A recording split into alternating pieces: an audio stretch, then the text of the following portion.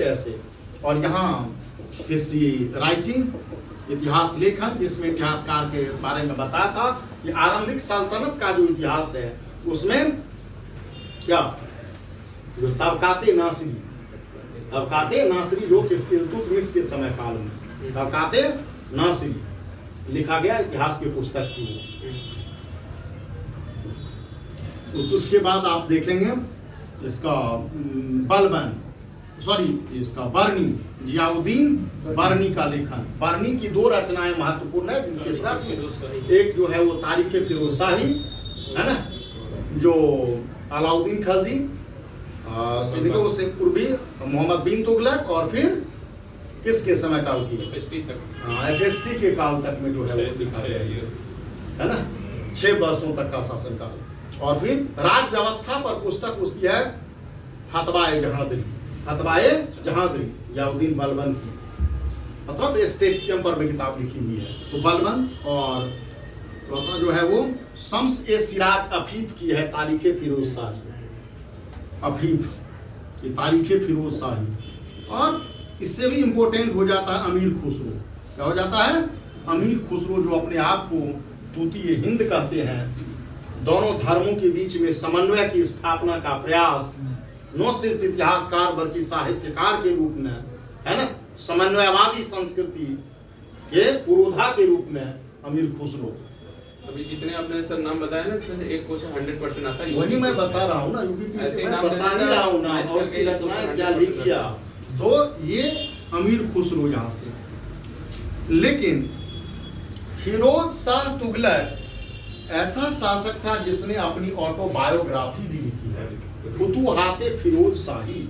वैसे इनकी कई रचनाएं हैं अमीर खुसरो की, फुतूहाते फिरोज शाही, फिरोज तुगलक की फुतूहाते फिरोज शाही। तो इन 5-6 रचनाओं को हम लोग देखेंगे और फिर अलग से कुछ तारीख है ये है, तो इससे हमें फारसी भाषा और साहित्य के विकास जो है उसको समझ में आ जाएगा यहाँ से। इस काल फिर आगे तो अलग है। हाँ, क्लियर है ये? अमीर खुसरो ने कौन सी खजाइनुल फुतूह है अमीर खुसरो की, नूह ए सिपहर है अमीर खुसरो की ही रचना है। उसके बाद देवल देवी खिद्र खान के बीच में आशिकाना है, उसी की रचना है। सबसे ज्यादा इसी ने देखा ना शासक 6 सुल्तान। उसी से लगा के हो गया था वो। हाँ? क्या ये गुप्ता जी और मोड़ में क्या जा क्या रहे क्या तो दिल्ली सल्तनत के पतन के पश्चात, पतन के ही क्रम में आप देखेंगे। वैसे दिल्ली सल्तनत का जो पतन हुआ तो एक ही बार तो नहीं हुआ, क्रमबद्ध तरीके से हुआ, चरणबद्ध तरीके से हुआ। पतन की प्रक्रिया हुई। अब जैसे सिकंदर लोधी से भी क्वेश्चन, सिकंदर लोधी से मूवमेंट्स में उसकी वो जो अब वो नाप वाप से ऐसे थोड़े क्वेश्चन पीटी लाइक क्वेश्चन होता है। पीर मजार पर महिलाओं को जाने से रोक लगा दिया। जो पतन हुआ तो सल्तनत के पतन, तो पतन से रिलेटेड क्या हो जाएगा? पतन के कारण, सल्तनत के पतन के कारण क्या रहे, ये प्रश्न हो सकता है, या और परिस्थितियां, सर्कमस्टांसेस, ये प्रश्न। और दिल्ली सल्तनत के पतन का प्रभाव क्या पड़ा, पतन के कारण क्या थे, और जब पतन हो गया तो पतन का प्रभाव क्या पड़ा, इम्पैक्ट ऑफ डिक्लाइन। अब एक ही थोड़े लिख दीजिएगा बंगाल विभाजन क्या क्या कारण था। अब कारण तो कई है उसमें वैसे ही। हाँ, तो प्रभाव कहीं पड़ा इसमें। दूसरा इसका एक परिणाम था क्षेत्रीय राज्यों की स्थापना। सबसे पहले मुगल ही नहीं आगे, क्षेत्रीय राज्यों की स्थापना। सभी फ्री हो गए। इस क्षेत्रीय राज्यों की स्थापना में क्षेत्र सब अलग हो गए। विजयनगर दक्षिण में अलग हो गया, बहमनी अलग हो गया, समझ गए ना, बहमनी। बंगाल, इसके बाद बंगाल अलग हो गया, जौनपुर अलग हो गया, अवध नहीं जौनपुर। इसके बाद मालवा अलग हो गया, गुजरात अलग हो गया, अलग होता है मालवा, और कश्मीर का क्षेत्र जैनुल आबदीन द्वितीय अकबर के नाम से, ये क्षेत्र सब अलग हो गए। इसमें कुछ जो है महत्वपूर्ण है। विजयनगर महत्वपूर्ण है, इसका अस्तित्व 200 वर्ष से ऊपर चला। 1336 में विजयनगर की स्थापना हुई और 1565 में तालीकोटा के युद्ध या बन्नीहट्टी के युद्ध या राक्षसी तंगरी के युद्ध में पतन हो गया।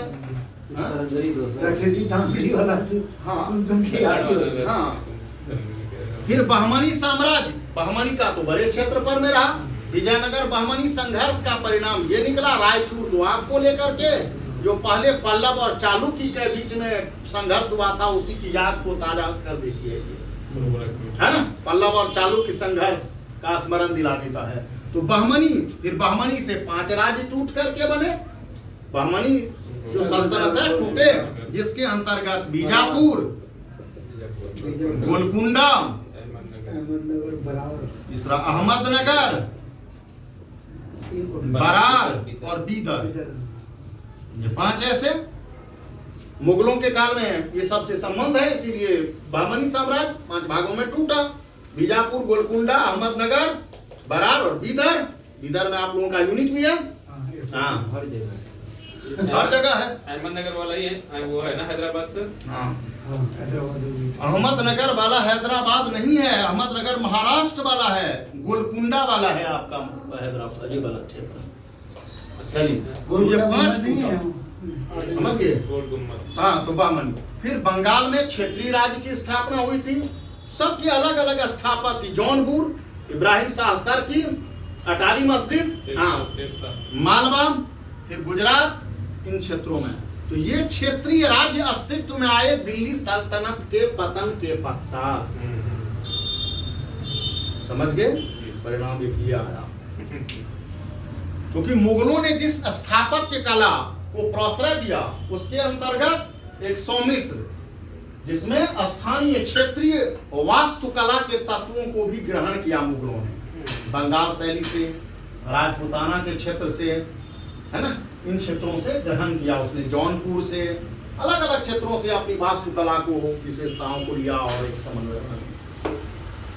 क्लियर है ये? हाँ।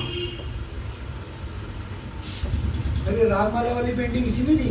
हाँ, रागमाला वाली पेंटिंग मुगल के टाइम वो नहीं, रागमाला पेंटिंग जो है वो दरअसल राजपूताना का पेंटिंग है, राजस्थानी स्टाइल। और वो हाँ राजस्थानी पेंटिंग के अंतर्गत आता है रागमाला पेंटिंग। चलिए, तो दिल्ली सल्तनत, इसके बाद जो है पतन हुआ तो मुगल। तो मुगल के अंतर्गत जहीरुद्दीन मोहम्मद बाबर। अब बाबर है तो बाबर से संबंधित प्रश्न पूछे जा सकते हैं पीसीएस में। बाबर से आईएएस में नहीं बनता, लेकिन पीसीएस में प्रश्न पूछा जा सकता है, क्योंकि छोटे प्रश्न है ना। बाबर मुगल सत्ता की स्थापना के पूर्व भी भारत पर कई बार आक्रमण कर चुका था, 5 बार। ऐसा नहीं था, 1517 में ही शुरू किया था आक्रमण उसने। 1526 में मतलब मुगल मतलब सत्ता की स्थापना करने से पूर्व। इसलिए बाबर, राजनीतिक परिस्थितियां, इससे पूछा जा सकता है, सैन्य। और फिर के बाद बाबर की जो अन्य जो शासन काल है उसमें तो प्रशासनिक संस्थान की नींव नहीं रखी जा सकी, लेकिन नहीं, स्थापत्य भी बहुत महत्वपूर्ण है। वह है बाबर की युद्ध और विजय, जिसमें कि 1526, 27, 28 और 29 ये 4 वर्षों में युद्ध किया बाबर ने, है ना। हाँ, तो ये युद्ध किया और युद्ध के अंतर्गत अलग अलग युद्ध, साम्राज्य विस्तार भी हुआ। 26, 27, 28 और 29 में युद्ध किया है। तो ये रह सकता है बाबर से। और सबसे महत्वपूर्ण बात है, बाबर ने अपनी आत्मकथा तुजुक ए बाबरी की रचना की है। बाबर ने अपनी आत्मकथा, ऑटोबायोग्राफी तुजुक ए बाबरी लिखी है, जो तुर्की भाषा में है, जिसका पर्शियन ट्रांसलेशन अब्दुल रहीम खान ए खाना ने बाबर नामा के नाम से किया है। उसका पर्शियन ट्रांसलेशन क्या है? बाबर नामा। मूल पुस्तक क्या है? तुजुक ए बाबरी। तुर्की भाषा के विद्वान भी था, he was well learned Turkey language. Babur समझ के, वेल लर्नेड। और तुर्की में एक कविता लिखने की नई शैली इजाद किया, जो मुबैयान शैली कहलाती है। क्या कहलाती है? नहीं, बाबर ने मुबैयान स्टाइल कहलाती है। तोपों का प्रयोग हुआ था युद्ध में, ये सब चीज तो वो अलग बाबर से क्वेश्चन रह सकता है। तो तुजुक ए बाबरी जिसका अंग्रेजी अनुवाद जो है मिस हेनरी बेवरीज ने किया था, समझ गए, अंग्रेजी में अनुवाद हुआ। तो बाबर से रिलेटेड प्रश्न पूछा जा सकता है। तो छोटा प्रश्न, छोटा बनता है इससे 150 शब्दों में, 2 शब्दों में। और खास करके तुजुक ए बाबरी में वर्णन किया है भारत के लोगों के बारे में, जलवायु के बारे में, पशु पक्षियों के बारे में, दक्षिण भारत के राजा में राजपूतों के बारे में। बाबर कहते हैं कि राजपूत मरना जानते हैं, लड़ना नहीं जानते हैं। राजपूतों में युद्ध कौशल के अंतर्गत राजपूत मरना जानते हैं, लड़ना नहीं जानते। बाबर की सेना 12,000 की थी, इब्राहिम लोदी की 1 लाख की सेना थी। जिहाद वर्ड यूज करके तुलुगमा युद्ध पद्धति का अनुसरण किया, या तो बाद में उस युद्ध रणनीति क्या है, तुलुगमा युद्ध पद्धति का अनुसरण किया। और तो आर्टिलरी का प्रयोग। चलिए, मिस हेनरी सर, क्या नाम था? Miss Henry breweries. तो बाबर से ये प्रश्न। उसके बाद हुमायूं। तो हुमायूं का शासनकाल आप देखेंगे 1530 से लेकर के 1540 तक। लेकिन हुमायूं जीवन भर ठोकरें खाता रहा और ठोकर खा करके ही मर गया। चौहान के नहीं, दीन पनाह की पुस्तकालय से उतरते समय पैर फिसल गया, छुट्टी से आए सर 2 दिन बाद है ना, और लॉकडाउन का भी असर है। दीन पनाह पुस्तकालय, हाँ मतलब क्या। लेकिन किस्मत ने बाजी मारी। तो फिर ये, तो इसके बाद सिर्फ 5 महीना 1555 से 56, ये जो उसके बाद 1540 से लेकर 1555 तक का काल है, ये शेर शाह और उसके उत्तराधिकारियों का काल। 15 साल का शेर शाह, इस्माइल शाह, आदिल शाह, है ना, उसके उत्तरा, जिसमें शेर शाह से संबंधित प्रश्न पूछता है, क्योंकि बहुत सारे परिवर्तन भी है। शेर शाह के प्रशासनिक सुधार भी। शेर शाह एक कल्याणकारी शासक के रूप में मध्यकाल में पहली बार एक वेलफेयर स्टेट, है ना, हाँ, कल्याणकारी शासक के रूप में। बिहार में तो काफी ज्यादा पूछता है, पानी का जगहों पर भी।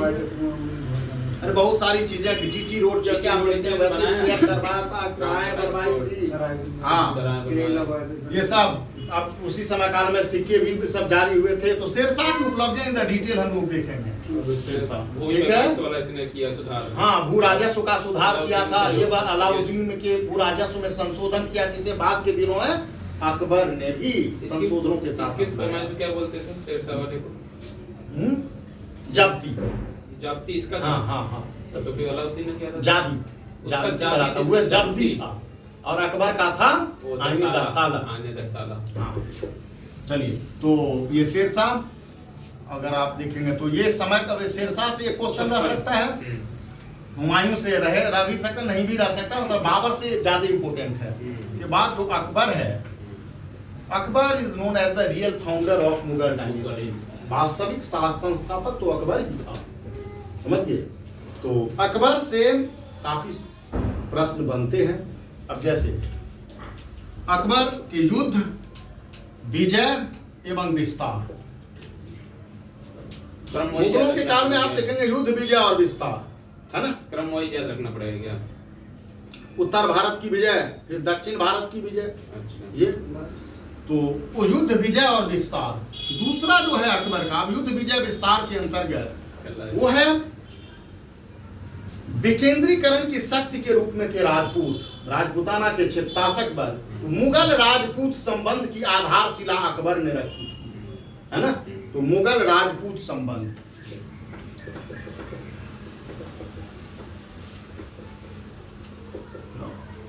अकबर की धार्मिक नीति। मुगल काल में जिस धार्मिक नीति को अनुसरण किया गया, औरंगजेब के काल में थोड़े परिवर्तन आए, महत्वपूर्ण परिवर्तन आए, लेकिन वहां तक चलते रहे। तो अकबर की धार्मिक नीति ये महत्वपूर्ण है। अब जितना इसने रखा उसमें औरंगजेब ने परिवर्तन किया, वो सर अकबर की धार्मिक नीति। अकबर की दक्कन नीति, अकबर की दक्कन नीति, ये 3 ऐसी नीतियां हैं जिनमें मौलिक परिवर्तन औरंगजेब के द्वारा लाए गए, और तीनों नीतियां औरंगजेब से संबंधित थी और प्रश्न बनते हैं। अब जैसे अकबर ने राजपूतों के साथ मैत्री संबंध स्थापित करके मुगल राज्य का सुदृढ़ीकरण किया और औरंगजेब ने राजपूतों को विमुख करके साम्राज्य के पतन को सुनिश्चित कर दिया। दोनों का पूछ रहा है, कंपैरिजन हो गया है ना। अकबर ने धार्मिक उदारता और सहिष्णुता की नीति से मुगल राज्य का सुदृढ़ीकरण किया और औरंगजेब ने धार्मिक प्रतिक्रियावादी नीतियों के से साम्राज्य के पतन को सुनिश्चित कर दिया, है ना। तीसरा प्रश्न, अकबर ने दक्कन नीति के माध्यम से साम्राज्य का विस्तार किया और औरंगजेब की दक्कन नीति विफल रही, है ना। और इसके कारण दक्कन नीति की विफलता ने औरंगजेब के पतन को सुनिश्चित कर दिया, क्योंकि स्पेन के नासूर ने नेपोलियन को बर्बाद किया और दक्कन के फोरे ने औरंगजेब को बर्बाद कर दिया। दक्कन नीति, इन तीनों से ऐसे प्रश्न पूछे जाते हैं। अब अलग अलग ये तुलनात्मक। फिर है अकबर से संबंधित आर्थिक सुधार, मतलब अकबर के भू राजस्व सुधार, जो आईने 10 साल की पद्धति कहता है। अकबर एक राष्ट्रीय सम्राट के रूप में एक संकल्पना बनी है कि Akbar as a national emperor, Akbar as a national emperor. ये संकल्पना यूरोप में राष्ट्र राज्य के उदय से, यूरोप में पुनर्जागरण के पश्चात जिस राष्ट्र राज्य प्रणाली का उद्भव हुआ उसी के समानांतर ये कहा जाता है कि अकबर ने भी भारत का एकीकरण किया। क्या किया? एकीकरण किया। और इसके अंतर्गत भारत में अकबर को एक राष्ट्रीय सम्राट तो क्यों कहा जाता है और इसकी सीमाएं क्या या नकारा जा सकता है? तो Akbar as a national emperor, राष्ट्रीय सम्राट के रूप में, ये व्यक्तित्व आधारित। फिर व्यक्तिगत रूप से अलग अलग क्षेत्रों में ये हो सकता है। अब अगर प्रश्न रहेगा तो अकबर के उत्तराधिकारी जहांगीर, तो चित्रकला, हाँ, तो जहांगीर की राजनीतिक रूप से विशेष उपलब्धि कोई खास नहीं रही। नए मतलब जो चुन रखा, इसकी जो वास्तविक अभिरुचि थी वो सांस्कृतिक क्षेत्र में, चित्रकला में भी थी। अकबर का स्थापत्य नहीं आ सकता नहीं भाई, हम उस पर नहीं जा रहे हैं, मैं बताऊंगा। चित्रकला भी नहीं बता रहा हूँ। अच्छा, मतलब शाहजहां जो है उससे राजनीतिक प्रकार के प्रश्न नहीं, बल्कि शाहजहां से बन सकता है आपको क्या, ये वास्तुकला सब में है। Akbar was the real founder of royal painting school, वहां से भी बन सकता है। लेकिन अभी हम ज्यादा टीन इंटरेस्ट पॉलिटिकल एडमिनिस्ट्रेटिव यहाँ से नहीं, समझ गए ना, यहाँ से नहीं बनता है। इसके बाद है औरंगजेब। औरंगजेब से जो प्रश्न बन सकता है वो है औरंगजेब के समय हुए विद्रोह। एक प्रश्न ये बन सकता है, काफी विद्रोह हुए औरंगजेब के समय का, विद्रोहों के कारण साउथ इंडिया पूरा क्या, औरंगजेब के खिलाफ काफी विद्रोह हुए। राजपुताना का हुआ, बुंदेला विद्रोह हुआ, यूसुफ जइयों का विद्रोह हुआ, सतनामियों का विद्रोह हुआ, सिखों का विद्रोह हुआ, बहुत सारे विद्रोह हुए। यूसुफ जई कहाँ के थे? पठान, ये बंगस पठान, अफगानिस्तान और इसके क्षेत्र में, ये बुंदेलखंड के आसपास। अरे बुंदेलखंड का, हम इंडिया से उधर सीमांत क्षेत्र की बात करते हैं, आप बुंदेलखंड की बात करते हैं। बीच में यहाँ भी थे ना सर, पहाड़ी क्षेत्र में, समझ गए। तो कई विद्रोह हुए, समझ गए ना। बुंदेला विद्रोह हुआ, राजपूत विद्रोह हुआ, समझ गए, सतनामी विद्रोह हुआ, कई विद्रोह हुए समय काल में, सिखों के विद्रोह हुए। और फिर विद्रोहों के अरण और वो तीनों प्रश्न जो अकबर से हैं, औरंगजेब की राजपूत नीति, औरंगजेब की धार्मिक नीति, औरंगजेब की दक्कन नीति, ये तीनों इंपोर्टेंट है, समझ गए। ये तीनों ही इंपोर्टेंट है। तो छोटे छोटे प्रश्नों परिवर्तन के साथ जो अकबर ने जो नीति लाई थी उसमें क्या परिवर्तन इसने कर दिया, ये चीज औरंगजेब से कंपैरेटिव। औरंगजेब की मृत्यु 1707 में हुई। उसके बाद उत्तरकालीन मुगल सम्राट अयोग्य थे, निकम्मे थे और प्रशासनिक कार्यकुशलता जाती रही। दरबारी षड्यंत्र की शिकार और दरबार में गुटबंदी, मुगल साम्राज्य का पतन सुनिश्चित हो गया, है ना। और 18वीं शताब्दी मतलब 50 वर्षों के भी 1707 में औरंगजेब की मृत्यु और 1757 में पलासी का युद्ध, 50 वर्ष पलासी के युद्ध में बंगाल के नवाब 50 वर्ष के भीतर मुगलों की स्थिति क्या रह गई। अर्थात 18वीं शताब्दी का पूर्वार्ध मुगलों के केंद्रीकृत व्यवस्था के पतन को दर्शाती है, जिसके स्थान पर कई क्षेत्रीय राज्यों के उदय हुए, rise of so many regional states, और 18वीं शताब्दी का उत्तरार्ध भारत में पाश्चात्य और खास करके ब्रिटिश शक्ति की स्थापना को दर्शाती है। समझ गए? पलासी के बाद तो एक तो ये प्रश्न यहां से बनते हैं, मुगलों के पतन के क्या कारण रहे। यहां हो सकता है ऐसे ही मुगलों के पतन के कारण और मुगलों के पतन का प्रभाव क्या पड़ा। ये दूसरा, जैसे दिल्ली सल्तनत के समय काल बता था कि वहां प्रशासनिक व्यवस्था, संस्थान, एकता व्यवस्था थी, वैसे ही मुगल काल में जो प्रशासनिक संस्थान थे वो मनसबदारी और जागीरदारी व्यवस्था थी।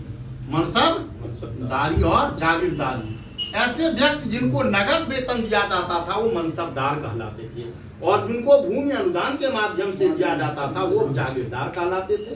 तो मनसबदारी और जागीरदारी व्यवस्था, इनके गुण दोष के बारे में प्रश्न पूछा जाता है। ये बैकबोन था मुगल एडमिनिस्ट्रेशन का, और जब इस व्यवस्था में दोष आ गए, संकट की स्थिति आई, तो संपूर्ण प्रशासनिक व्यवस्था में संकट आ गया और पतन सुनिश्चित हो गया। तो मनसबदारी व्यवस्था, और मुगल काल में जमींदारों की स्थिति क्या थी। दिल्ली सल्तनत काल में भी जमींदार, क्योंकि दिल्ली सल्तनत में जमींदार वर्ग का सर्वप्रथम उल्लेख अमीर खुसरो ने किया है। मुगल काल में भी नए जमींदार वर्ग अस्तित्व में थे। दिल्ली सल्तनत में तो इक्तादार थे ना सर? भाई जमींदार भी थे जो पहले से भूस्वामी चले आ रहे थे, सामंत वर्ग। हाँ, जमींदार, समझ गए। तो मनसबदारी और जागीरदारी व्यवस्था मुगलों की क्या थी, बैकबोन थी, रीढ़ थी, प्रशासनिक व्यवस्था की। अब जब इसमें संकट की स्थिति आई, पतन, तो साम्राज्य का भी पतन। और 18वीं शताब्दी में जब दो असमान संस्कृतियां टकराई तो उन्नत सभ्यता का विजय होना लाजमी था। पाश्चात्य और ये उन्नत सभ्यता का विजय होना लाजमी था। हम तारीफ नहीं कर रहे हैं सर, मैं तारीफ नहीं, मैं यथार्थ कह रहा हूँ। अगर एक पक्ष देखा जाए तो कोई पक्ष नहीं है ये, हमें अपनी कमियों को और इस चीज को स्वीकार करना होगा, तभी हम आगे बढ़ सकते हैं। ऐसा नहीं है, कई साम्राज्य विनष्ट हुए। चलिए, अब हम आपस में लड़ रहे हैं राष्ट्र निर्माण की, और ये चीज हमें अनुपस्थित है, विदेशी आक्रांता है। ये तो सर, हाँ, ये तो सर बाबा रामदेव बोले अगर पेट्रोल के प्राइस बढ़े हैं, अगर हम पैसा दे रहे हैं तो ये भी तो नेशन ऑफ बिल्डिंग के लिए है। सर समय की मांग के हिसाब से बाद में एकीकरण हो ही जाता। अगर ब्रिटिश ना आते तो क्या नहीं होता? ब्रिटिश नहीं होता तो हो सकता है 100 वर्ष बाद, जो 1947 में स्वतंत्र हो सकता है 21वीं शताब्दी में होता। नहीं, फिर कोई समुद्रगुप्त पैदा होता, नहीं, 21वीं शताब्दी में होता। तो ऐसे तो कहता है कि चोरी चोरा वाला कांड नहीं होता तो भारत देश 1922 में हो गया होता। क्या इतिहास में क्या होता, हेतु मध्य भूतकाल के लिए कोई जगह नहीं है, नहीं होती। धन होता तो अवश्य पढ़ता, समय होता तो अवश्य पढ़ता, होता तो बहुत कुछ होता तो क्या होता, तो फिर क्या होता, इसके लिए कोई जगह नहीं। इसे हेतु मध्य भूतकाल कहा जाता है। हाँ, अगर हमें चांस मिलेगी कुछ हम हिस्ट्री में जाके चेंज कर दे तो ऐसा क्या चेंज, क्या चांस मिलेगा आपको हिस्ट्री में, क्या पास्ट में क्या चेंज कर सकते हैं? क्वेश्चन आता है तो हमें क्या रिप्लाई देना चाहिए? किस कौन सा क्वेश्चन? कि अगर आपको चांस मिले कि हिस्ट्री में ये घटना ना हो, मतलब यहाँ पर जागीरदारी, मनसबदारी। फिर से एक बार यहाँ देखेंगे, मुगलों की भी ऑफिशियल लैंग्वेज फारसी थी तो पर्सियन। तो ऐसा भी हो सकता है कि सेपरेटली यहाँ और वहां से, और पूरे मध्यकाल में फारसी भाषा के और साहित्य के विकास से प्रश्न आ सकता है पूरे मध्यकाल में। तब क्या होगा, यहाँ भी आएगा और वहां भी आएगा, दोनों का लिखाएगा। तो पूरे मध्यकाल में development of Persian language and literature का विकास, तो दोनों का लिखाएगा इसमें। यहाँ भी इतिहासकार है, इतिहासकार के अंतर्गत आप देखेंगे तो यहाँ हुमायूं की बहन गुलबदन बेगम ने हुमायूं नामा की रचना की, है ना, जो स्रोत के रूप में है ये हुमायूं नामा। फिर इसके बाद आप देखेंगे अकबर के समय काल में इतिहासकार अब्दुल कादिर बदायूं, जो बर्नी उसी प्रकार का दृष्टिकोण बदायूं का भी है, वर्ग से, वो भी अकबर की नीतियों की आलोचना करता है। तो बदायूं और इसके बाद आप देखेंगे अबुल फजल। अबुल फजल बहुत बड़े विद्वान के रूप में, दोनों भाई ये शेख मुबारक के पुत्र थे। शेख मुबारक के पुत्र थे फैजी और अबुल फजल। फैजी बड़े थे, अबुल फजल छोटे थे, अकबर का मित्र भी। और अबुल फजल ने मुगल राजत्व का भी विचार दिया है। मुगल राजत्व क्या है? मुगल राजत्व का सिद्धांत अबुल फजल ने दिया है। इस राजत्व को उसने फर-ए-इज़्ज़ती कहा है। क्या कहा है? राजत्व देवी उपहार है, गॉड गिफ्ट है, देवी नूर है, फर-ए-इज़्ज़ती कहा। समझिए? हाँ, इन द डिटेल बताऊंगा अबुल फजल के राजत्व सिद्धांत को। हाँ, इससे रिलेटेड प्रश्न पूछे जा सकते हैं। और फिर इसके बाद अन्य इतिहासकार जो कुछ रहे हुए हैं औरंगजेब के समय काल के, जैसे बादशाहनामा, अब्दुल हमीद लाहौरी वगैरह सब, लेकिन दे आर लेस इम्पोर्टेंट, ये महत्वपूर्ण है। समझ गए ना? ईश्वरदास नागर, खत्री, ये सब औरंगजेब के समय काल के। बादशाहनामा भी तो औरंगजेब का ही है। बादशाहनामा तो अब्दुल हमीद लाहौरी का है, वो उसकी शाहजहां के समय का। मुगल शासक बादशाह उपाधि धारण करते थे, सुल्तान नहीं। मुगल शासक बादशाह की, बादशाह का, हाँ, बादशाह का अर्थ होता है अस्थायित्व, पाद, अस्थायित्व, स्टेबिलिटी, समझ गए, सॉवरेंटी। तो ये उपाधि धारण करते, वो सुल्तान, ये बादशाह की उपाधि धारण करते। सर, जितना भी मुगल काल रहा है, पीरियड रहा है, उसमें जितनी भी बुक्स जो भी लिखी गई सब पर्शियन में थी सारी। नहीं, अभी बता रहा हूँ ना, पर्शियन भाषा में, क्षेत्रीय भाषा में भी है। अभी मैं बता रहा हूँ, सुनिए इस बात को, मतलब सिर्फ फारसी भाषा के विकास के लिए। लेकिन अब एक प्रश्न ये है कि अकबर से एक प्रश्न ये बन जाता है कि अकबर ने क्या किया था? तो एक सांस्कृतिक समन्वय, अकबर ने ट्रांसलेशन सोसाइटी की स्थापना की थी।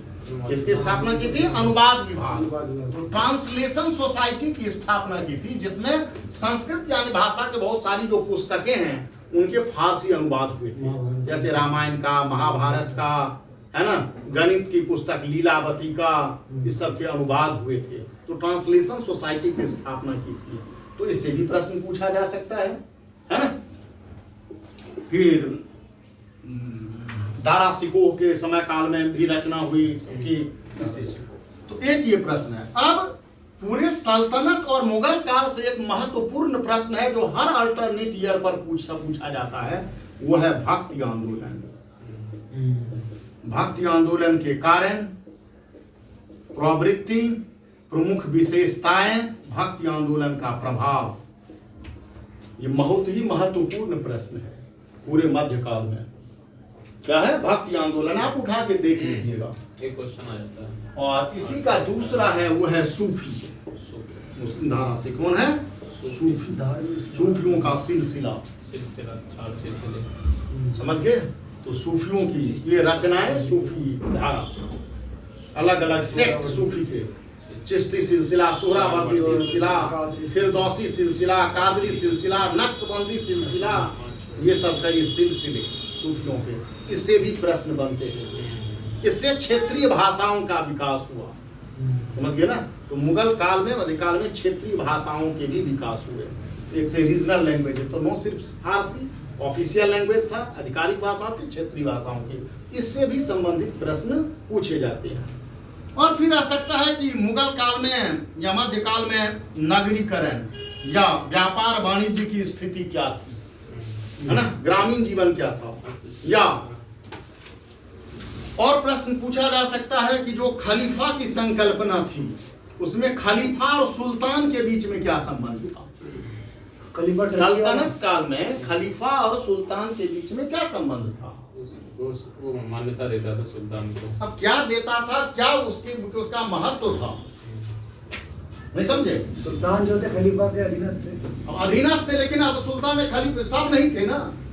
सुल्तान को किसी अन्य स्रोत की आवश्यकता नहीं थी, सिर्फ मुस्लिम प्रजा में समर्थन के लिए और लोगों में भय के लिए दिल्ली सल्तनत, मतलब वही तो मैं बता रहा हूँ। लेकिन कहीं ने चुनौती, मैं तो खलीफा को नहीं माना, ऐसा नहीं है।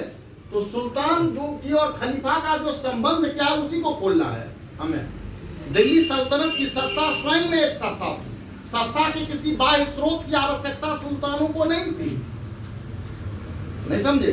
हाँ, जनता में डर बना रहे, मतलब बहुत सारी चीजें हैं। जैसे इल्तुतमिश के समय काल में देखेंगे खिलवत को प्राप्त किया गया था वहां से, 1229 में ये मोहम्मद बिन तुगलक ने भी भेजा था, जब उसको मतलब राज्यों में विद्रोह होने लगा, कहा कि मेरा राज्य बीमार हो गया है। ये अलाउद्दीन खिलजी कितना करता था वो पता ही है, अपने आप को लेकर सुल्तान का दाहिना हाथ कहता है, जो भी है। तो कुतुबुद्दीन मुबारक खिलजी ने तो वैसे ही कर दिया था। तो सुल्तान और खलीफा के बीच क्या संबंध, सुल्तान और अमीर उलेमा के बीच क्या संबंध, सुल्तान और उलेमा वर्ग के बीच में क्या संबंध, ये भी इंपॉर्टेंट है। 150-200 वर्ग में सुल्तान और उलेमा के बीच में क्या संबंध था, समझ गए। सल्तनत काल में हिंदुओं की स्थिति क्या थी, ऐसे प्रश्न पूछा जा सकता है। सल्तनत काल में हिंदुओं की स्थिति क्या थी, क्या सल्तनत एक धार्मिक राज्य था? डू यू एग्री दैट सल्तनत वाज अ थियोक्रेटिक स्टेट? नहीं था। सल्तनत एक धार्मिक राज्य के रूप में कई सीमाएं थी, है ना। तो ये ऐसे प्रश्न पूछे जा सकते हैं जो किसी सुल्तान विशेष से और इससे नहीं रिलेटेड है, सबको उसमें ग्रॉस लिखाएगा, समझ गए ना, उसमें आएगा। तो ये सारे प्रश्न इससे पूछे जा सकते हैं, इससे मध्यकाल में सल्तनत और मुगल के काल से। इसके बाद सांस्कृतिक है, तो सांस्कृतिक के अंतर्गत आप देखेंगे जैसे वास्तुकला का विकास है, तो दिल्ली सल्तनत के अंतर्गत वास्तुकला का विकास, मुगल काल के अंतर्गत वास्तुकला का विकास, कला स्थापत्य का विकास, और फिर चित्रकला का, संगीत कला का, है ना। तो चित्रकला वहीं से शुरू हुआ था, है ना। जहांगीर नहीं, लघु चित्र हुमायूं के समय काल में, जो हुमायूं अपने ईरान प्रवास पर था तो वहीं से 2 चित्रकारों को लाया था। वो क्वेश्चन आता है वो। अच्छा, जब वो 1 साल के लिए वापसी आया था बाद में, हाँ जो आया था वो बाद में, तो उसी साथ अपने ईरानी प्रवास के समय का मीर सैयद अली और भी उसको क्या नाम था उसका, ख्वाजा अब्दुल समद, उसको लाया था साथ में। और फिर अकबर ने रॉयल पेंटिंग स्कूल की आधारशिला रखी, और अकबर के काल में कैनवास प्रिंटिंग, है ना, ये शुरू हुआ था पेंटिंग। अर्थात अकबर के काल में महत्वपूर्ण पुस्तकों के पांडुलिपि चित्रण हुए, मैन्युस्क्रिप्ट पेंटिंग। फिर जहांगीर के समय काल में चित्रकला का विषय विविध हो गया, और painting reached into her climax. Shahjahan के काल में फिर वो स्टैग्नेंट रही, क्योंकि शाहजहां की व्यक्तिगत रुचि वास्तुकला में, स्थापत्य कला में। फिर औरंगजेब ने तो निष्कासित ही कर दिया चित्रकारों को और संगीतकारों को, ये चीज। तो ये रह सकता है इससे रिलेटेड प्रश्न। और ध्यान ये रखना है कि यहाँ जितने भी टॉपिक्स मैंने बताया वो जीएस में भी प्रश्न है, ऑप्शनल के साथ साथ वो जीएस में भी प्रश्न है, और वहाँ ऑप्शनल में तो है ही, आईएएस में भी प्रश्न पूछे जाते हैं, जीएस में भी इस प्रकार के प्रश्न है। यहाँ अध्ययन करेंगे तो जीएस में भी प्रश्न आपको आएगा इससे रिलेटेड।